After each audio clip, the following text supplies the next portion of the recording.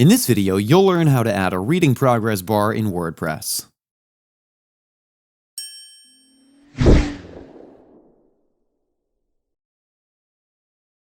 Knowing the progress can motivate readers to continue reading to completion.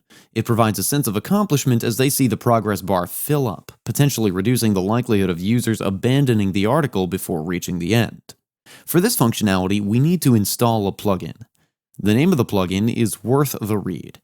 I've already installed it and activated it, but if you need help installing the plugin, then we have a video where you can learn that as well. I'll link the video in the description below, or you can also click on the eye icon in the top right corner of your screen to view the video.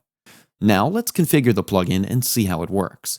Simply hover over Worth the Read in the sidebar and click on Reading Progress. You can see various functionalities that this plugin offers.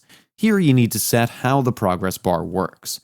So first let's select where to display the progress bar. I need to display it for posts, so let's select Posts here. On scrolling a little, you can set the placement of the progress bar. You can explore other settings on your own as well. Once done, simply click on Save Changes. Now let's view the site from the front end.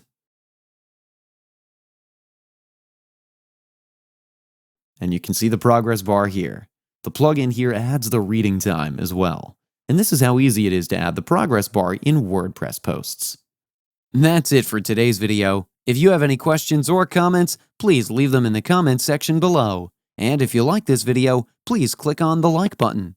If you're new to our channel, hit the subscribe button and tap the bell icon so that you don't miss any of our future videos. Thanks for watching. We'll see you with the next one.